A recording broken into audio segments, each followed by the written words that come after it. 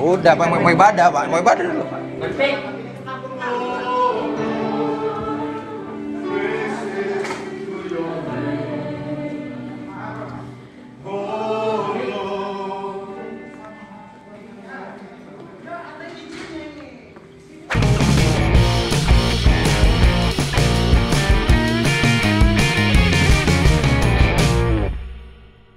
Jumpa lagi di konten saya. Jujur saja ya, saya nggak tahu harus berkata apa setelah menonton cuplikan video barusan.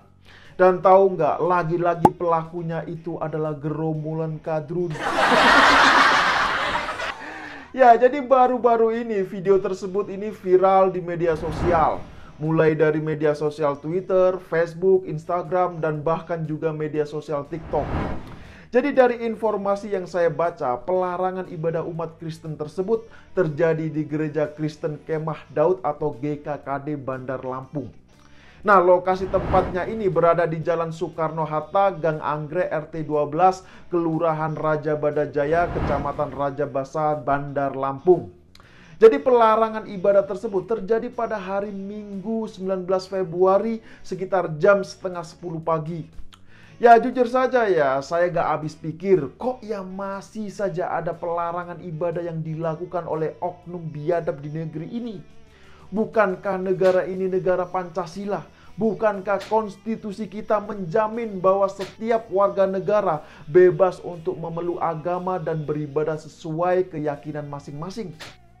Tapi faktanya sekarang apa? Kita bisa melihat sendiri kondisi di lapangan seperti apa. Ternyata semua itu hanyalah fata morgana. Semua itu hanya mimpi-mimpi kosong yang selalu dihembuskan tanpa ada implementasinya sama sekali. Dan kalau seperti ini kan jadinya mirip kayak dua sejoli yang sedang pacaran. Ya kata yang cowok siap menikahi, tapi setelah sekian lama pacaran dan ditagih janjinya, ternyata pernikahan itu pun tidak kunjung terrealisasi. Dan melihat tindakan intoleransi di Lampung ini ya, jujur saja saya sangat-sangat prihatin. Meskipun sudah sering kali kejadian seperti ini, namun apa tindakan pemerintah daerah selama ini? Sepertinya belum ada tindakan tegas yang dilakukan oleh pemerintah daerah kepada pelaku intoleran ini. Bahkan aparat penegak hukum di daerah pun seakan-akan dibuat tidak berdaya oleh kelompok intoleran yang berjubah agama ini. Ya sekarang coba perhatikan saja, mulai dari pemerintah tingkat desa, kemudian bupati atau wali kota, bahkan hingga tingkat gubernur sekalipun, semuanya dibuat mati kutu ketika harus bersinggungan dengan kelompok intoleran. Dan jujur saja, saya sendiri terkadang capek melihat situasi yang seperti ini. Capeknya karena apa? Karena ujung-ujungnya pasti yang dibutuhkan adalah tanda tangan dan materai. Padahal ya Presiden Jokowi sebelumnya telah memperingatkan secara tegas bahwa konstitusi kita tidak boleh kalah dengan yang namanya kesepakatan. Bahkan Presiden juga menegaskan konstitusi kita menjamin kebebasan beragama dan beribadah.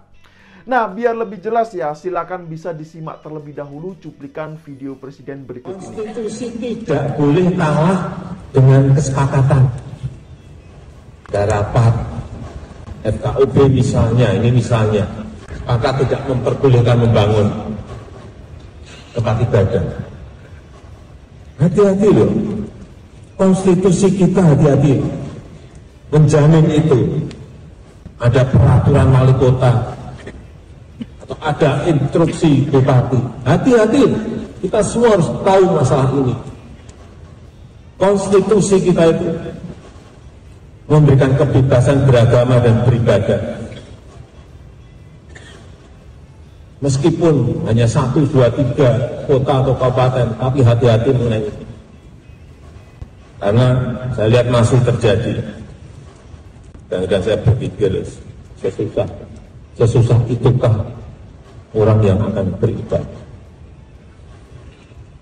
Sedih kalau kita mendengar. Nah, gimana setelah menonton cuplikan video barusan? Sudah jelas sekali kan apa yang disampaikan oleh Presiden Jokowi? Dan yang menjadi pertanyaan adalah mengapa masih ada yang melarang ketika umat Kristen menjalankan ibadah? Coba, apa alasannya? Padahal ya mereka beribadah di dalam ruangan, mereka beribadah di dalam gedung, bukan di jalan umum seperti yang sering dilakukan oleh gerombolan kadrun. Ya coba bayangkan sajalah, mereka ini kan suka beribadah di jalanan, menutup jalan, mengganggu fasilitas umum. Ya coba bayangkan saja ketika umat Kristen sedang khusyuk beribadah seperti itu. Tiba-tiba ada yang menerobos masuk ke dalam ruangan dan mengatakan, berhenti, berhenti. Lah apakah yang seperti ini bukan tindakan barbar? Ya meskipun ada masalah, apakah tidak bisa jika membiarkan mereka sampai selesai terlebih dahulu ibadahnya? Dan parahnya lagi adalah ternyata yang menghentikan ibadah tersebut adalah ketua RT setempat. Coba bayangkan, apakah tindakan yang seperti itu pantas untuk dibiarkan? Mau sampai kapan negara ini ribut dengan masalah agama? Mau sampai kapan? Apakah sampai lebaran kuda? Padahal negara-negara lain saat ini sedang sibuk dengan penelitian di luar angkasa sana. Namun di Indonesia justru masih disibukkan dengan urusan pelarangan ibadah. Jadi sekali lagi, mau sampai kapan kita seperti ini? Dan kalau ditanya siapakah pelakunya, ya siapa lagi kalau bukan gerombolan geng 212. Dan setelah saya membaca lengkap kronologi terkait masalah intoleransi di Lampung ini ya, ternyata yang menjadi biang keroknya adalah soal perizinan rumah ibadah. Jadi polemik soal pendirian rumah ibadah ini sudah terjadi sejak tahun 2014 silam. Nah, karena belum ada izinnya, maka penggunaan rumah untuk ibadah pun dilarang oleh masyarakat setempat. Dan lucunya adalah mereka mengaku bahwa sebenarnya mereka ini tidak melarang umat Kristen untuk beribadah, namun mereka hanya mempertanyakan soal izin kegiatan tersebut. Lah ini kan jadinya sama saja, melarang tapi dengan cara halus, benar gak? Masa mau ibadah pun harus izin terlebih dahulu? Gimana kalau hal yang sama itu diberlakukan kepada gerombolan geng 212? Apakah mereka bisa terima? Jadi ya mikir sedikit lah. Nah selain itu pernah juga dilakukan pertemuan pada tahun 2016 dan 2022. Hasil dari pertemuannya membolehkan untuk menggunakan rumah sebagai ibadah apabila sudah ada izinnya. Dan kita harus jujur bahwa selama ini umat Kristen masih banyak yang dipersulit untuk izin pendirian rumah ibadah. Hal ini dikarenakan adanya aturan SKB 2 Menteri dan juga kesepakatan dari Forum Kerukunan Umat Beragama atau FKUB. Nah, salah satu syarat atau aturannya yaitu harus ada persetujuan dari warga setempat. Dan hal itu harus dibuktikan melalui tanda tangan warga. Nah, disitulah permasalahan sering timbul dan menyebabkan sulitnya mendapatkan izin pendirian rumah ibadah bagi umat Kristen. Jadi peran FKUB ini menjadi yang paling utama. Padahal ya konstitusi dan undang-undang dasar kita jauh lebih tinggi levelnya.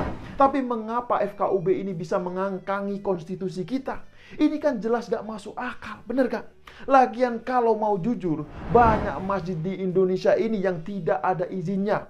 Banyak pondok pesantren yang belum ada izinnya. Dan semua itu bebas tanpa ada penolakan dan pelarangan sama sekali. Nah, di lain sisi, mereka yang minoritas juga dipersulit dan dipersekusi saat menjalankan ibadah. Coba bayangkan saja. Nah, pertanyaannya adalah apakah ibadah mereka itu mengganggu?